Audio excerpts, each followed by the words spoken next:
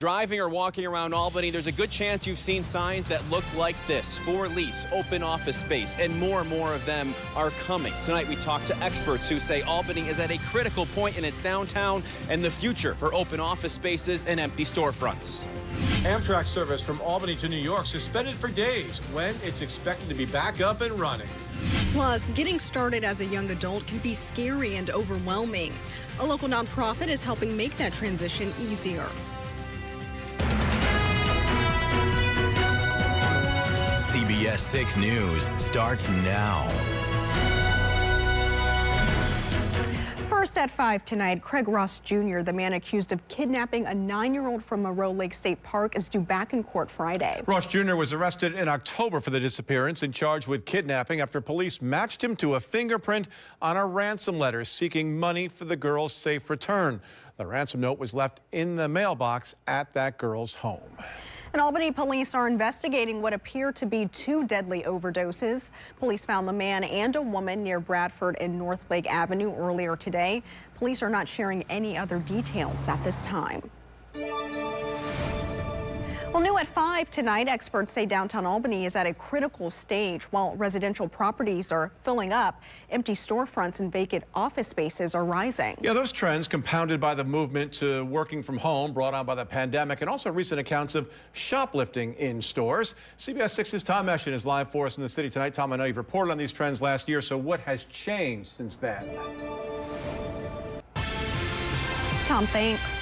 State police investigating a hit and run that left a person dead in Ballston Spa. Yeah, you're seeing the scene right here. According to state police, around 5:45 this morning, a white or silver Nissan Altima hit a pedestrian on State Route 50 right near Brookline Road. The car did not stop, and the police are looking for assistance from the public trying to identify the driver. They say the Altima should have significant front end damage. Anyone who might have any information, please contact state police. Route 50 is back open to traffic right now. Amtrak service between Albany and New York City could resume finally as soon as tomorrow. Crews are still working to restore service halted by structure damage from an unstable parking garage sitting above the terminal in the city. New York City Mayor Eric Adams says partial service will resume tomorrow and full service could be up and running by Friday. Governor Hochul sharing her thoughts on the service delay, saying she's outraged that service between Albany and New York City has been suspended for so long and that a delay of this length is unacceptable. Turning to weather now, a look outside tonight. It was a pretty nice day and evening as we wrap up this Wednesday. Yeah, I think you still see a little blue somehow over the Empire State Plaza off in the distance across the river. Let's find out what's going on tonight. Here's the chief, Steve LaPointe. All right, Greg and Amani, yeah, things very quiet out there. Not a lot of wind today. Temperatures coming up in the next few minutes. All right, Steve, thanks. In a year when terror threats against the U.S. are already on the rise, the ongoing war in the Middle East is raising the risk of attacks to a whole new level. Yeah, that's according to the FBI director as he issued some alarming warnings today on Capitol Hill. Chief political correspondent Scott Thuman has more on that. New Yorkers are about to start feeling the price of taking care of asylum seekers. New York City Mayor Eric Adams is expected to unveil his new financial plan tomorrow, but budget cuts are likely to come for both education and public safety. The city has already been forced to cancel a new class of 250 school safety agents as it looks to find shelter for the thousands of migrants seeking refuge there. Every department is expected to see their budget shrink by 5% and likely more after the start of the new year. Well, a call to action from direct support professionals. What they want to see in next year's budget and why they say it's so urgent. And setting youth up for success, how a local nonprofit looks to point kids in the right direction. Also, storage shops closing at Albany location this week due to high crime. Why police say there is more to this story.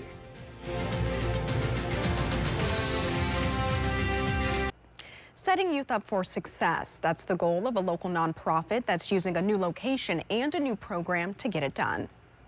1, 2, 3. Albany nonprofit Youthful Impact cutting the ribbon at their new location at One Commerce Plaza, where they're vowing to help take area youth into the future.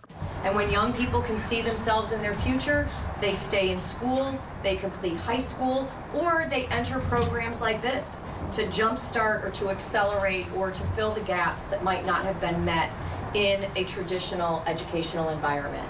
The nonprofit's new collaboration with Grow with Google, helping those 18 to 24 earn Google Career Certificates to develop competitive job skills in high-growth fields, including cybersecurity, IT, project management, and more. Why is this so important to you?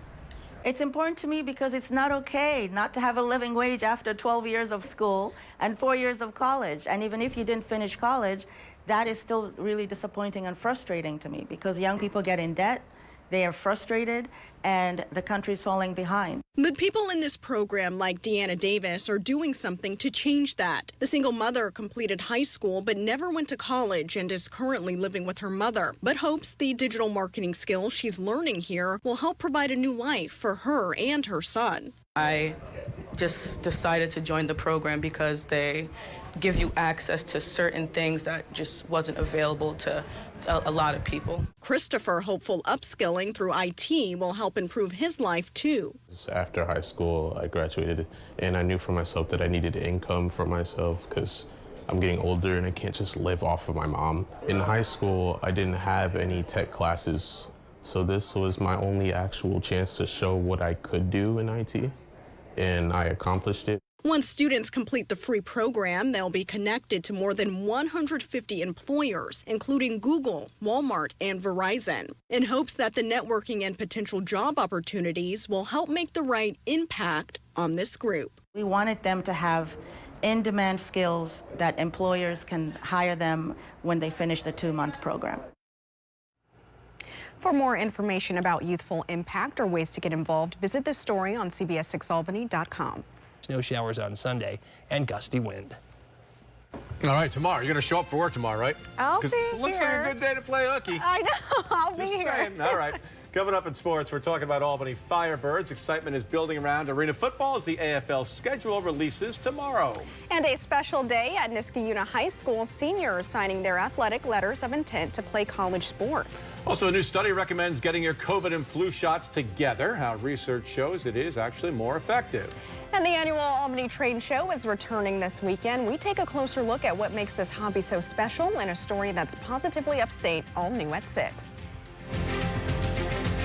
We didn't hear successful in arena football in Albany together a lot last season, yes, so but this will be good. Here we come, yeah. There you go. All right, Stuart Shops closing at Albany location this week due to high crime rates. Why police say there's more to the story.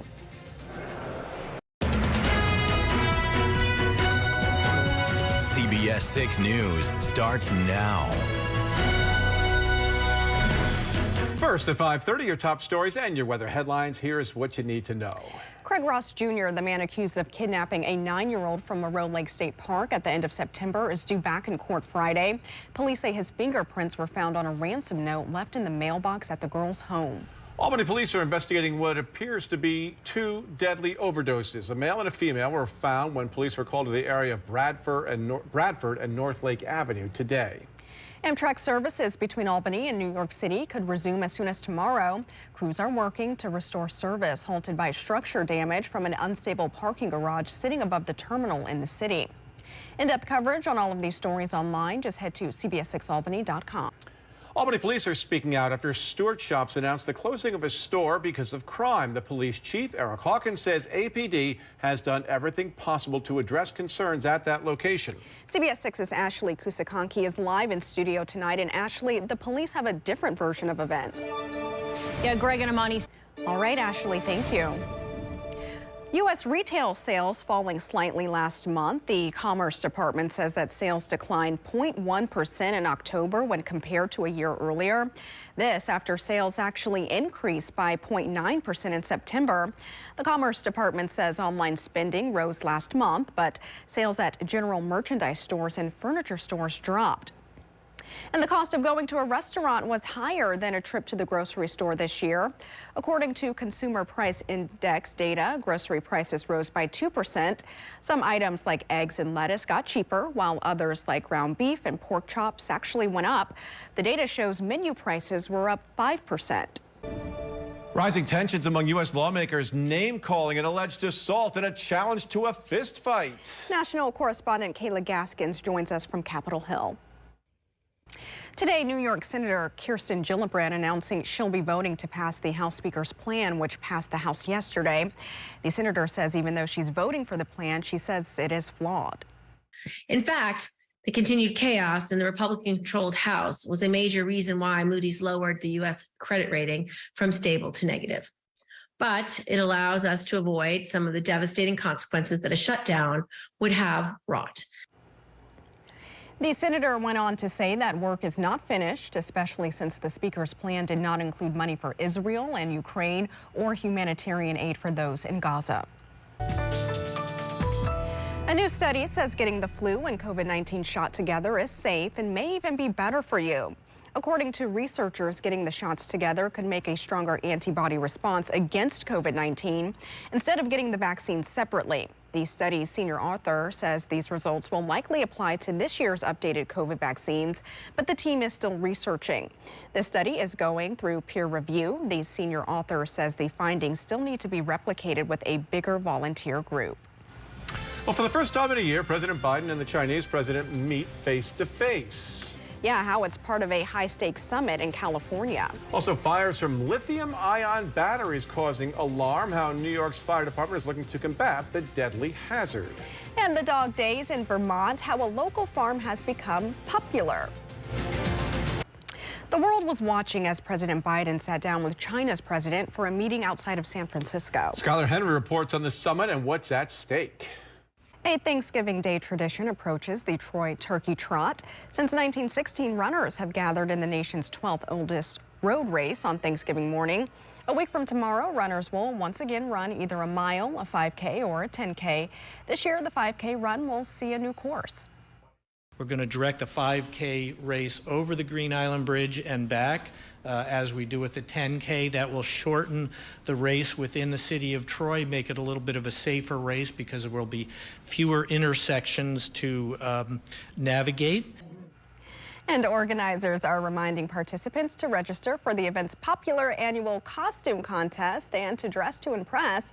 The Trot, a signature event of the Color City's holiday festivities, is seeking creative entries in 2 categories: most unique and best Thanksgiving Day costumes. $350 in prize money is up for grabs. Favored for Tuesday night into Wednesday. All right, not too bad there. No, we'll take it, right? Yep. No choice. Yeah. Steve, thanks. Well, coming up all new at 6 tonight on CBS 6, the annual Albany Train Show is returning this weekend. Sure is. We take a closer look at what makes this hobby so special. It is a story that is positively upstate. And setting youth up for success, how a local nonprofit looks to point kids in the right direction.